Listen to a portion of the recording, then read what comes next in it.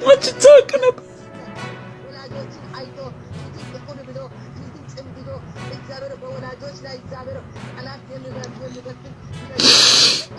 ምንድነው የምታወሩት እናንተ? ምንድነው የምታወሩት? ምንድነው የምታወሩት? ምንድነው የምታወሩት? ምንድነው የምንሰማው?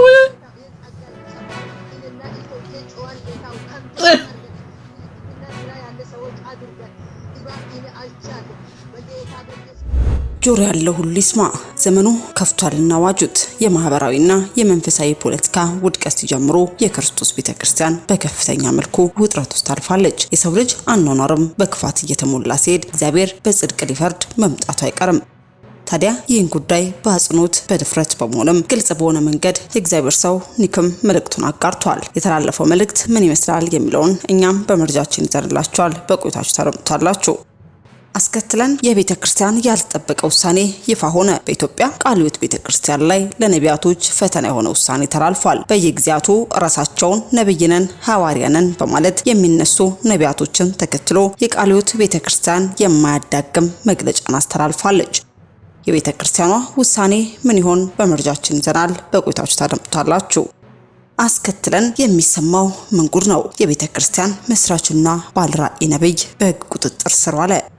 ነብዩ የፈጸመው ተግባርና ለእስር የዳረገው ክስተት ምን ይሆን? ይህስ ነብይ ማን ነው? የሕግ አካላት ውሳኔስ ምን ይመስላል? የሚሉትን እንዲሁ በመረጃችን ይዘንላችኋል። ታደምጡታላችሁ። በመጨረሻም ተወዳጇ ዘማሪ ሶፊያ ሽባባው ያልተጠበቀ ቁጣን አስተናገደች። ዘማሪ ሶፊያ አንቺ ጭር ሲል አትወጂም የሆነ ርዕስ ፈልገሽ አደባባይ ወጥተሽ አቴንሽን ትፈልጊያለሽ ወይ ተዘረፍኩ ወይ ላገባ ነው ወይ ስሜ ጠፋ ኦርቶዶክስ ልሆን ነው እያልሽም ትኩረት ትስቢያለሽ። ምን አለ እንደተከበርሽ ብትቀመጪ።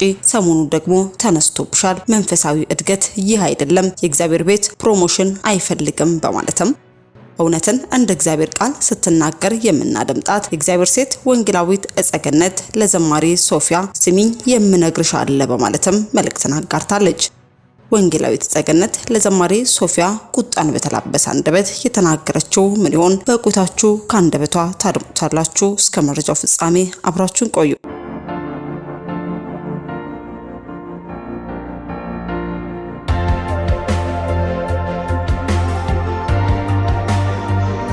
አስቀድመን ወደ ያዝንላችሁ መረጃችን ስናልፍ ወንጌላዊ ኒክ በዓለም ላይ እየጨመረ የመጣውን ሁከት ኢየሱስ በማቴዎስ 24 ላይ እንደተነበየው የመጨረሻ ዘመን ምጥ መጀመሪያ እንደሆነ ገልጿል።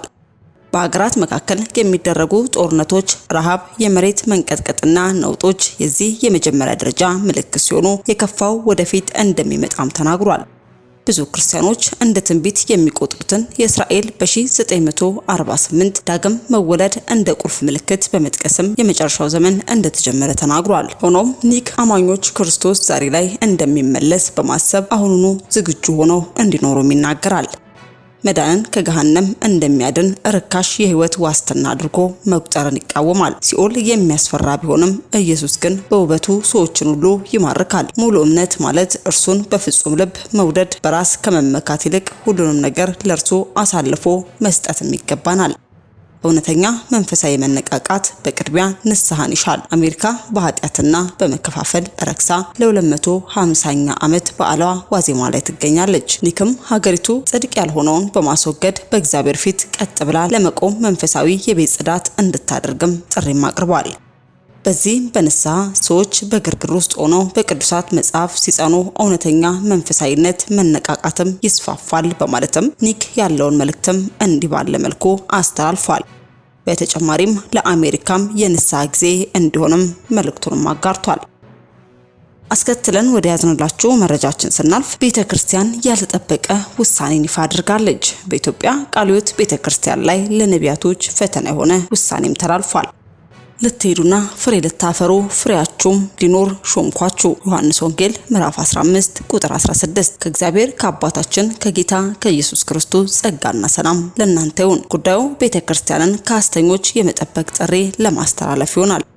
የወላይታ ቀጠና ቃለ ሕይወት ቤተክርስቲያን ከሚያዝያ 1920 ዓመተ ምህረት ጀምሮ በመላው ኢትዮጵያ ወንጌልን በመስበክ ምዕመናንን የክርስቶስ ደቀ መዝሙር በማድረግ እንዲሁም በልማት ለህዝቦቿ የተለያዩ ስራዎችን ማለትም በትምህርት፣ በጤና፣ በህፃናት እንክብካቤ፣ በመልሶ ማቋቋም፣ በግብርናና መሰል ጉዳዮች በበጎ ተግባር የምትታወቅ ቤተክርስቲያን መሆኗ በሁሉም ዘንድ የሚታወቅ እውነታ ነው። እነዚህ በጎ ሁኔታዎች የሚያበረታቱ ቢሆኑም ዛሬ ለነጻነት በተከፈተ በር ዘው ብሎ የገባ መልካም መሳይ ገዳዮች የቤተክርስቲያን አቅም በሚፈታተን አካሄድና እንቅስቃሴ የሚደረጉ ተግባራትን በማጤንም ለመጽሐፍ ቅዱሳዊ ተሐድሶ እንቅፋት በሚሆኑ ጉዳዮች ላይ ታኅሳስ 15 ቀን 2018 ዓመተ ምህረት በጠረጴዛ አዳራሽ የተሰበሰበውን አስቸኳይ የወላይታ ቀጠና ጠቅላላ ጉባኤ ቤተክርስቲያን ወደ ዋናው ወንጌል ተልዕኮ እንድትመለስ የሚከተሉትን ውሳኔዎች አስተላልፏል። አንደኛ፣ የቃለ ሕይወት ቤተክርስቲያን አባልና አገልጋይ ሆኖ በራሱና ከሌሎች ጋር ጥምረት በመፍጠር ሸራ በመወጠር በአምልኮ ስም የራሳቸውን ፍላጎት ምቾት በሚያካሂዱ የገንዘብ ማሰባሰቢያና የሐሰት ትንቢት ማፍለቂያ ሆኑ ፕሮግራሞች እንዲቆሙና ምዕመኑ ሳይረበሽና ሳይጨነቅ በቤተክርስቲያን አምልኮ አዳራሽ በመንፈስ ቅዱስ መሪነት መሪዎችና መጋቢያን በሚያስቀምጡት አቅጣጫ መንፈሳዊ አገልግሎቶችን እንዲያካሂድ። ሁለተኛ፣ የእግዚአብሔር ቃል በኤፌሶን ምዕራፍ 2 ቁጥር 20 በሐዋርያትና በነቢያት መሰረት ላይ ታንጻችኋል፣ በአንደኛው ቆሮንቶስ ምዕራፍ 3 ቁጥር 11 ላይ ከተመሰረተው በቀር ማንም ሌላ መሰረት ሊመሰረት አይችልምና እንደሚለው እንደ አምላካችን ቃል እኛም በነቢያትና በሐዋርያት መሰረት ታንጾ በተመሰረተው መሰረት ላይ አገልጋዮች ሆነን ሳለን ራሳቸውን በራሳቸው የሾሙ ነቢያትና ሐዋርያት ነን በማለት ሌላ መሰረት ለመመስረት የሚጥሩ በማህበራዊ ሚዲያ የራሳቸውን የንግድ ሰንሰለት የዘረጉ በሙሉ በማንኛውም አጋጣሚ በቃለ ሕይወት ቤተክርስቲያን መድረክም እንዳይሰጣቸውና ለየትኛውም ፕሮግራም እንዳይጋበዙ። ሶስተኛ፣ ከሐሰተኛ ነቢያት ጋር ወዳጅነት በመፍጠር ለዓላማቸው እየዘመሩ ምዕመናንን የሚያስቱ መዘምራንም ወደ ቤተክርስቲያን መድረክ ፕሮግራም እንዳይጋበዙ። ይህንን ከተራ ቁጥር 1 እስከ 3 ድረስ የተወሰኑ ውሳኔዎችን የአጥቢያ ቤተክርስቲያን መሪዎችም ተግባራዊ እንዲያደርጉ የአጥቢያ ቤተክርስቲያን ህብረት መሪዎች እንዲከታተሉ ተወስኗል በማለትም በኢትዮጵያ ቃለ ሕይወት ቤተክርስቲያን የወላይታ ቀጠና ጽሕፈት ቤት እንዲህ ባለ መልኩ መግለጫውን አድርሷል። ታዲያ ከዚህ ጊዜ አንስቶ በየትኛውም አካባቢ ላይ በምትገኝ የቃለ ሕይወት ቤተክርስቲያን ላይ ሐሰተኛ ነቢያትም መድረክ አገልግሎት ፈጽሞ እንደማያገኙ የሚገልጽ መግለጫም ተነግሯል። አስከትለን ወደ ያዝንላችሁ መረጃችን ስናልፍ ስለ ጠቅላይ ሚኒስትር ስለ አብይ አህመድ እግዚአብሔር እንደዚህ ሲል ተናገረ። ጠቅላይ ሚኒስትር አብይ አህመድ ከኢትዮጵያውያን ህዝብ ቁጣ የተነሳ እግዚአብሔር እኔ አነሳዋለሁ አለ። እግዚአብሔርን ጠየቅ አብይን መቼም ታነሳው ስለው እግዚአብሔርን ጠይቄው እግዚአብሔርም እንደዚህ አለ። የቤተ ክርስቲያን መስራችና ባለራዕይ የሆነው ነብይ በሕግ ቁጥጥር ስር መዋሉ ተሰምቷል።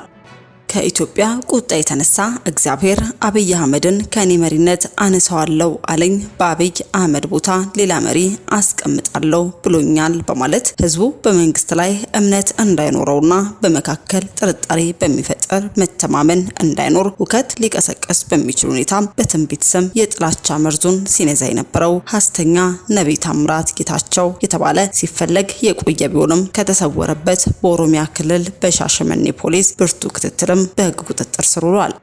ግለሰቡ ቀድሞ የፈጸመው ለሀገርና ለህዝብ ተረጋግቶ መኖር ሰላምን የሚያደፈርስ ንግግር ከማድረጉ ባለፈ በጉዳዩ ዙሪያ በሚዲያ ላይ እንዴት እንደዚህ ይላል በሚል ለቀረበበት ወቀሳና ተቃውሞ የአንድ ሀገር መሪ ስምና ክብር በሚነካ ሁኔታ ከመዝለፍ ባለፈም ማስታወቂያ ነው የሰራችሁልኝ በማለት ጭራሽ በሻሸመኔ ማህበረሰብና በተቃወሙት መላው የወንጌል አማኞች ላይ ማላገጡ የሚታወስ ነው።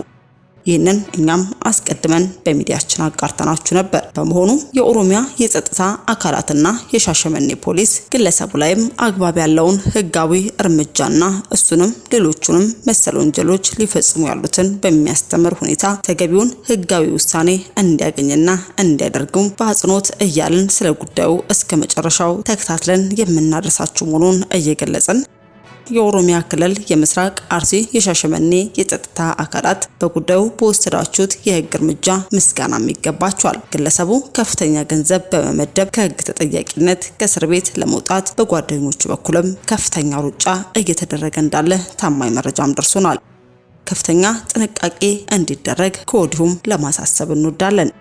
በስተመጨረሻ ወደ ያዝንላችሁ መረጃችን ስናልፍ ተወዳጇ ዘማሪ ሶፊያ ሽባባው ያልተጠበቀ ቁጣን አስተናግዳለች። ዘማሪት ሶፊያ አንቺ ጭር ሲል አትወጂም፣ የሆነ ርዕስ ፈልገሽ አደባባይ ወጥተሽ አቴንሽን ትፈልጊያለሽ፣ ወይ ተዘረፍኩ፣ ወይ ደግሞ ላገባ ነው፣ ወይ ስሜ ጠፋ፣ ኦርቶዶክስ ልሆን ነው እያልሽም ትኩረት ትስቢያለሽ። ምን አለ እንደተከበርሽ ብትቀመጪ፣ ሰሞኑን ደግሞ ተነስቶብሻል። መንፈሳዊ እድገት ይህ አይደለም፣ የእግዚአብሔር ቤት ፕሮሞሽን አይፈልግም በማለትም እውነትን እንደ እግዚአብሔር ቃል ስትናገር የምናደምጣትና የምናውቃት የእግዚአብሔር ሴት ወንጌላዊት እጸገነት ለዘማሪ ሶፊያ ስሚኝ የምነግርሽ አለ በማለትም መልእክቷን አጋርታለች።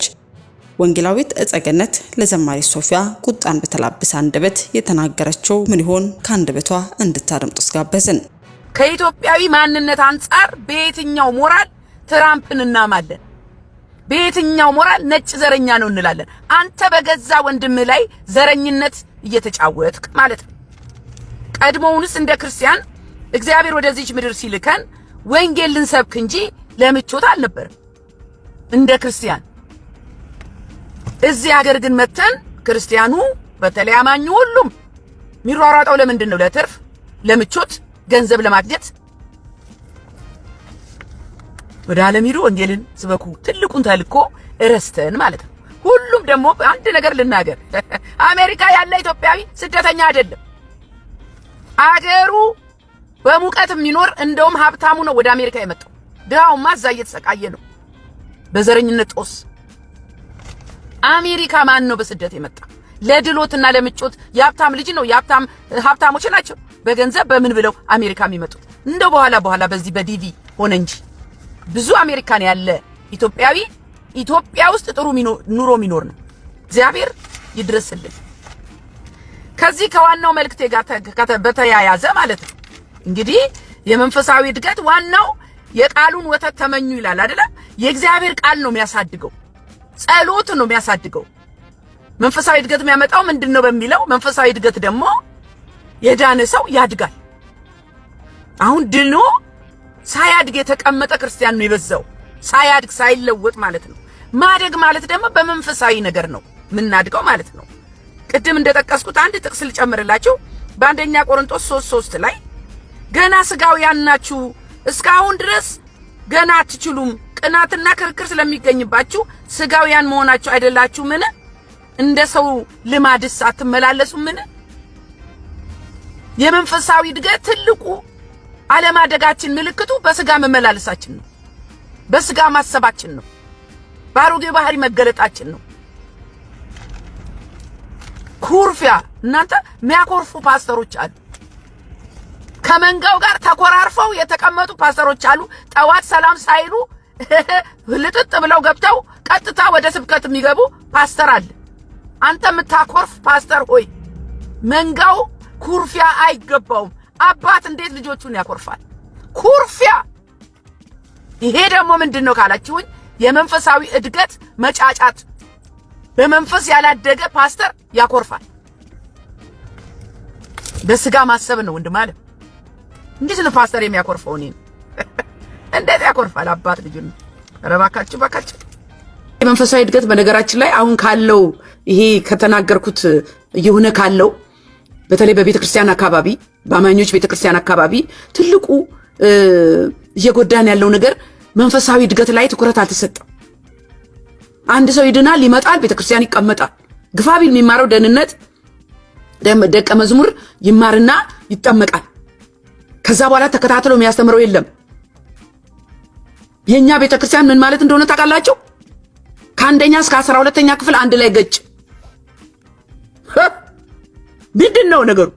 አንደኛ ክፍልም እዛ አብረው ተቀምጠዋል፣ ሁለተኛ ክፍልም ተቀምጠዋል፣ ሶስተኛ ክፍልም ተቀምጠዋል፣ ኮሌጁም ተቀምጠዋል። አንድ ክፍል ቤት እንለፍ። መንፈሳዊ እድገት የተለያየ ነው። አዎ በእግዚአብሔር ቤት በመኖር ነው አይደለም። እግዚአብሔር ቤት ጊዜ በማስቆጠር መንፈሳዊ እድገት ከፍ ይላል አይደለም። እነግራችኋለሁ። አሁን መንፈሳዊ እድገት ማደግ የሚቻለው በምንድን ነው የሚለው እናገራለሁ። የመንፈሳዊ እድገት ደግሞ ማደጉ የሚያስታውቀው መለያው ምንድነው? ዛሬ እነግራችኋለሁ። ተተክሎ ግን ዝም ብሎ ሳያድግ እዛው አፈር ውስጥ በስብሶ የቀረው ብዙ ነው። ድኛለሁ ብሎ የተቀመጠ መንፈሳዊ እድገት የሚባል ነገር ግን አለ። አንድ ሰው በክርስቶስ ኢየሱስ አምኖ ከዳነ በኋላ የመማሪያ ጊዜ ያለው የሚታነጽበት መሰረት የሚይዝበት ጊዜ ልክ እንደ ችግኝ ተተክሎ እንዲጸድቅ ውሃ ይጠጣል ዕለት ዕለት። በኋላ እኮ ካደገ በኋላ በየዕለቱ አታጠጣውም። ውሃ በየዕለቱ ማጠጣት አደገኛ የሚሆንበት ጊዜ አለ። ግን ችግኝ እንደተተከለ ዴይሊ ይጠጣል። ትንሽ ይጠጣል እኮ። ከዛስ እንክብካቤ ይፈልጋል። ወፎች እንዳይበሉት ሸፈን ይደረጋል። በእግዚአብሔርም ቤት በመንፈሳዊ ሕይወታችን ወተት የሚባል ነገር አለ። የወተት ጊዜ አለ። ወተት ምንድነው? ወተት ካላችሁኝ በአንደኛ ጴጥሮስ ምዕራፍ 2 ቁጥር 2 ላይ ለመንፈሳዊ እድገታችን ወሳኝ የሆነው ወተት ተጽፎልናል። ጌታ ቸር መሆኑን ቀምሳችሁ እንደሆነ ወደ ጌታ እኮ ስንመጣ ቸር መሆኑን ቀምሰን ነው። እናንተ ደግነቱን ቀምሰን ነው። ማዳኑን፣ እረፍቱን፣ ሰላሙን ቀምሳችኋል። ከዛስ ለመዳን በእርሱ እንድታድጉ አሁን እንደተወለዱ ሕፃናት ተንኮል የሌለበትን ለእኛም ይስማማ ተንኮል የሌለበት፣ ክፋት የሌለበት፣ ጥፋት የሌለበት፣ ምቀኝነት የሌለበት የቃል ወተት አሎ ለመንፈሳዊ እድገት የቃል ወተት ልክ ለሕፃን ልጅ የእናት ጡት ወተት እንደሚታዘዘው ለእኔና ለእናንተ መንፈሳዊ እድገት የመጀመሪያው ነገር የቃሉ ወተት ነው። ንጹህ የሆነ የእግዚአብሔር ቃልን ሳይመገቡ ያደጉ መንፈሳዊ ሰዎች ይኸው ተገልጠዋል ዛሬ። መንፈሳዊ እድገት ምንድን ነው? መንፈሳዊ እድገት ሰማያዊ መረዳት ነው። መንፈሳዊ እድገት ከምድራዊ ነገር መላቀቅ ማለት ነው። መንፈሳዊ እድገት የክርስቶስን ማንነት እያመጡ ወደ ክርስቶስ ማደግ ማለት ነው። መንፈሳዊ እድገት ቤት መግዛት አይደለም። መንፈሳዊ እድገት ቤተክርስቲያን መክፈት ወይ ደግሞ ቤተክርስቲያንን ማነጽ አይደለም። መንፈሳዊ እድገት ስብከትም አይደለም። መንፈሳዊ እድገት አውቆ ማሳወቅ። መንፈሳዊ እድገት ፍሬ ማፍራት ነው። መንፈሳዊ እድገት መለወጥ ነው። የማንነት ለውጥ ነው። ወገኖቼ ፕሊዝ አትሸወዱ። መንፈሳዊ እድገት የመንጋው ብዛት አይደለም። እሱ አባል ነው። መንፈሳዊ እድገት የአባል ብዛት አይደለም። የቤተ ክርስቲያን ትልቅነት አይደለም። በቤት ያፈራው ፍሬ ከቃሉ ጋር አብሮ የሚሄድ ለመንፈሳዊ እድገት አስፈላጊ የሆነው ሌላው ሁለተኛው ምንድነው ካላችሁ ጸሎት ነው። ማይጸልይ ክርስቲያን ከእግዚአብሔር ጋር ምንም አይነት ግንኙነት የለውም። እናንተ ጸሎት ከእግዚአብሔር ጋር መነጋገር፣ እግዚአብሔርን የምናመሰግንበት፣ እግዚአብሔርን የምንጠይቅበት፣ እግዚአብሔርን የምንቀርብበት፣ እግዚአብሔርን ፍቅራችንን የምንገልጽበት ጸሎት ነው ድልድዩ፣ መገናኛው መንፈሳዊ ጸሎት። ማይጸልይ ክርስቲያን ከእግዚአብሔር ጋር አይደለም። ፈቃዱንም አታውቁም ካልጸለያችሁ። የጸሎት ሕይወታችሁን ፈትሹ። ለመንፈሳዊ እድገት ዋናው ሁለተኛው ጸሎት ነው። መጀመሪያ የእግዚአብሔር ቃል። ጸሎት ከእግዚአብሔር ጋር የምንገናኝበት ድልድይ ነው። ከእግዚአብሔር ጋር የምንነጋገርበት፣ ፍቅራችን የምንገልጽበት፣ ህብረት የምናደርግበት፣ ድምፁን የምንሰማበት፣ እንዲሆን የምንፈልገውን የምንጠይቅበት፣ ሊሆንልን የምንፈልገውን ነገር የተደረገልንን የምናመሰግንበት። እንዴ ቤት ውስጥ ቁጭ ብላችሁ ከልጆቻችሁ ጋር ሰላምታ ሳትለዋወጡ እንዴት ዋልሽ ሳትባባሉ አለ። አሁን እኮ የከብት ዘመን ሆኗል። አንዳንድ ቤት ደህና ዋላችሁ ማለት እንኳን ቀርቷል። ሁሉ ይገባል ስልኩ ላይ አፍጥጧል። ኮሚኒኬሽን ነው ጸሎት ማለት። ከእግዚአብሔር ጋር ኮሚኒኬት ማድረግ ማለት ነው። ማይጸልይ ሰው እድገት የለውም። ካልጸለይሽ እህቴ ከእግዚአብሔር ጋር አይደለሽም። ወንድሜ ጸሎት ከሌለ የጸሎት ህይወትህ ከተበላሸ ከእግዚአብሔር ጋር ተቆራርጠሃል። ጸሎት መንፈሳዊ እድገትን ያመጣል። የእግዚአብሔርን ሐሳብና ፈቃድ እንድናውቅና እንድንረዳ ያደርገናል። ከእግዚአብሔር ጋር የምናጠፋው ጊዜ ለመንፈሳዊ እድገታችን ወሳኝ ነው። ስሙኝ፣ ምን ያህል ጊዜ ነው በቀን ከእግዚአብሔር ጋር የምታጠፊው እህቴ? ነው እንዲሁ ስትባክኝ ትያለሽ። ማታ ወይ አባታቸው ነው ብሎ ምተኛ ሰውማ ሊኖር ይችላል። ሌሊት ትነሳላችሁ ለጸሎት። ይኸው አሁን ሰበብ የለም የጸሎት ቪዲዮ አዘጋጅቼላችኋለሁ። በሳምንት አንድ ጊዜ በመንፈስ የሆነ ጸሎት አዳምጡት። መጸለይ ተንበርክከው መጸለይ ለማይችሉ ፎርዋርድ አድርጉላቸው፣ ሼር አድርጓቸው። ብዙ ሰው ሲንበረከክ ምን ብሎ መጸለይ እንዳለበት እንኳን አያውቅም። ስለዚህ ከእግዚአብሔር ጋር የምናጠፋው ታይም ለመንፈሳዊ እድገታችን ወሳኝ ነው። ምን ማለት መሰላችሁ? ፈተና ሲደርስ ምን ያህል አጠና ነው። ጂም ስትሄድ በሳምንት አንድ ቀን ጂም ይሄድና በየቀኑ ጂም ይሄድ ሰው እኩል ውጤት አያመጣም። ባጠፋነው ታይም ልክ ነው። ብዙ ሰዓት የሰራ ነው ገንዘብ ብዙ የሚያመጣው፣ ውጤትህ ገንዘብ ነው። ኦቨርታይም ሰርተ ገንዘብ ታመጣለህ። የእግዚአብሔር ነገር ግን እዚህ ጋር ባዶ ነው። የእግዚአብሔር ነገር እኮ ጥለና እናንተ ይሄ ኃላፊ ጠፊውን እያከማቸን ነው። አርፍደን እንመጣለን፣ ባይብል ስተዲ እንቀራለን፣ ቸርች እንቀራለን። doesn't matter ምንም አይሰቀጥተውም። እናንተ ምንም እኮ አይመስለንም።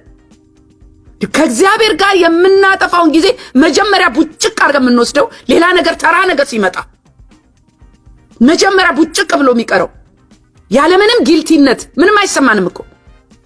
የእግዚአብሔርን ነገር እየቀነስን ነው መንፈሳዊ ህይወታችን የደረቀው።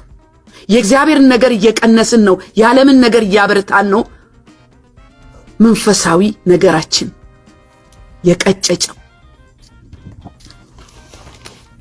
ስለዚህ ለመንፈሳዊ እድገት ዋናው ሌላው መታዘዝ ነው። መታዘዝ እህቴ፣ የእግዚአብሔርን ነገር ካልታዘዝሽ፣ አርጊ ሚልሽን ካላደረግሽ መንፈሳዊ እድገት ሊኖርሽ አይችልም። ወላጅ የሚለውን ማይሰማ ልጅ ከወላጅ ጋር ማይስማማ ህይወቱም ወደ ጨለማ መንገድ ነው የሚሄደው። ስለዚህ ጥሩ ተማሪ መሆን፣ እግዚአብሔርን መስማት፣ በቀና ልብና የእግዚአብሔርን ነገር መቀበል፣ አመፀኛ አለመሆን መንፈሳዊ እድገትን ያመጣል። መታዘዝ ከመስዋዕት ሁሉ ይበልጣል። አቤት አባዬ፣ እሺ አባ፣ ደስ አይልም? እሺ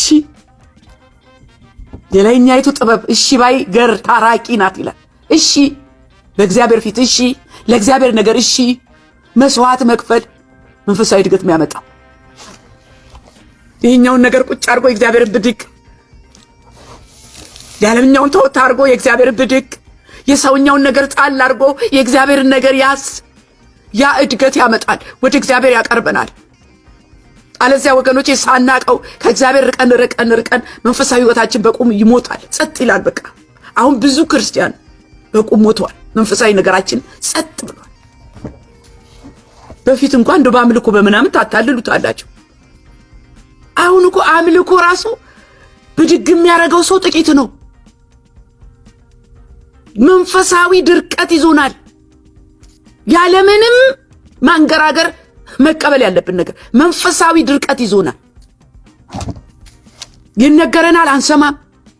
ማዕበሉ እየመጣ ነው፣ ጠላት እየመጣ ነው፣ ተነሱና መንፈሳዊ ጋር ተዋጉ። አረ ምንም ሰላም ነው። አረ አይደለም፣ ሰላም የለም ወንድም አለ። ጠላት በርትቷል። በመንፈስ ቅዱስ መሞላት አለበት። መንፈሳዊ እድገት ማለት በመንፈስ ቅዱስ መሞላት አለበት። አንድ ሰው መንፈሳዊ እድገት ለማምጣት ካለ መንፈስ ቅዱስ አይሆንም። መንፈሳዊ ነገር በመንፈስ ቅዱስ ነው። ለመማር ለመለወጥ ደግሞ ዝግጁ መሆን አለበት። ራስን ባዶ ማድረግ አለበት። አቃለው ብለ የሆነ ነገር እዚህ ድረስ ወጥሮ የእግዚአብሔር ነገር ቤት ይግባ። እናተ ትልቁ ችግር ደግሞ ይሄ ግሳንግሱ ነገራችን ገብቶ አሮጌው ማንነታችን ሳይወጣ እዚህ ጋር የሆነ ነገር አንቆ የእግዚአብሔር ነገር ቤት ጋር ይግባ። ስለዚህ የእግዚአብሔር ነገር ባዶ ሆነን ነው። ባዶ ስንሆን እግዚአብሔር ይመቸዋል። ዱብ የሲሆኑትን እየመገባችሁ በመንፈሳዊ ነገር እያደጋችሁ እየጠነከራችሁ መጣላችሁ። ማንነታችን ይቀየራል። የመጀመሪያ ደግሞ መንፈሳዊ ሰው መሆን ማለት ፍቅር ማለት ነው። በፍቅር ይገለጣል ሰው። ፍሬውን እዚህ ጋር ነግራችኋለሁ። ገላትያ 3:16 ላይ የእግዚአብሔር ቃል በሙላት ይኑርባችሁ፣ በጥበብ ሁሉ እርስ በርሳችሁ አስተምሩ እና ገስጹ፣ በመዝሙርና በዝማሬ በመንፈሳዊ ቅኔ በጸጋው በልባችሁ ለእግዚአብሔር ዘምሩ ይላል። ቋንቋችን ሁሉ እኮ ሰማያዊ ነው እናንተ። የእግዚአብሔር ነገር ሲገባችሁ ይሄ ነው በቃ የሚገለጠው። ንግግራችን ፍቅር ነው። ሰዎችን አናስቀይምም፣ አጓጉል ቃል አንናገርም። ያስታውቃል እኮ መንፈሳዊ ሰው ረጋ ይላል፣ ሰከን ይላል፣ ያዳምጣል። ከመናገር ይልቅ ያዳምጣል። አስተያየት ሲሰጥ ይደመጣል። የሆነ የሚያንጽ ነገር፣ የሚያስታርቅ ነገር፣ ትውልድ የሚገነባ ነገር ይዞ ገጭ ይላል። ስለዚህ መንፈሳዊ እድገት የባህሪ ለውጥ ነው፣ አዲስ ማንነት ነው። ከቀድሞ ማንነታችን ቀስ በቀስ እንለወጣለን። ቋንቋችን ይለወጣል፣ አመለካከታችን ይቀየራል። የምንሰራውም ሆነ የምንውልበት እየተለወጠ ይመጣል። ቀድሞ የምንውልበት እኮ አንውልም። አንድ ሰው በጌታ ከሆነ በኋላ በፊት አብሮ የሚጠጣው፣ አብሮ የሚስቀው፣ አብሮ ተያይዞ የሚወጣው የሚመቸው ሰው አሁንም ከዛ ሰው ጋር ከሆነ ያ ሰው አዳነም። ከዓለም ጋር ያልተገናኘ ነገር እኮ ስትቀምሱ ጣዕሙን ትለዩታላችሁ። እንዴት ሆኖ እዚህ ጋር በልታችሁ እዚህ ጋር በፍጹም አይሆንም። ትልቁ ማይደባለቅ ነገር የእግዚአብሔርና የዓለም በፍጹም አይደባለቅም። አብሮ ማስኬድ አይቻልም። ስለዚህ በፊት እንደምንናገረው አንናገርም፣ በፊት እንደምናስበው አናስብም፣ በፊት ከምንግባባቸው ልጆች ጋር አንግባባም በፍጹም። በመንፈሳዊ እድገት ወዴት ነው የምናድግ ካላችሁኝ ክርስቶስን ወደ መምሰል ነው። ለምን? ምሳሌያችን ክርስቶስ ነው። የበኩር ልጁን ልንመስል ነው የተጠራ ነው። ጌታ ኢየሱስ ሰርቶ ደግሞ አሳይቶናል። በምድር በነበረ ጊዜ ሰርቶ አሳይቶናል። ጌታ ኢየሱስ ፍጹም ሰው ፍጹም አምላክ ስለሆነ በሰውነት ዘወራቱ መጥቶ እንዴት የዋህ እንደሆነ፣ እንዴት ትሁት እንደሆነ፣ እንዴት መኖር እንዳለብን፣ እንዴት ህይወታችንን መምራት እንዳለብን አስተምሮን ሄዷል።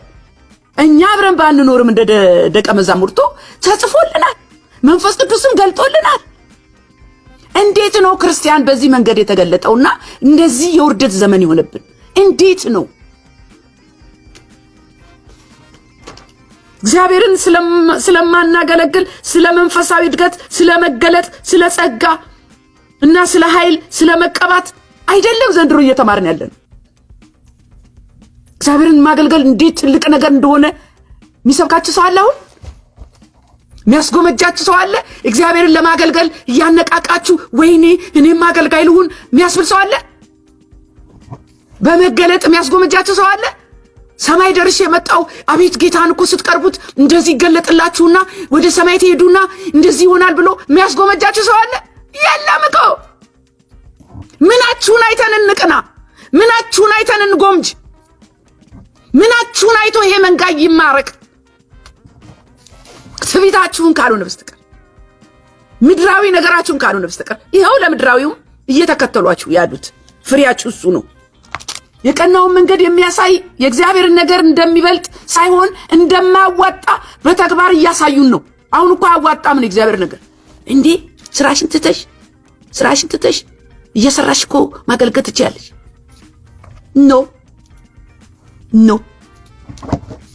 ኖ እግዚአብሔር እንደሱ አላለኝ። የብርሃን መንገድ የኢየሱስ ክርስቶስ ብቻ ነው። መሪው መንፈስ ቅዱስ ብቻ ነው።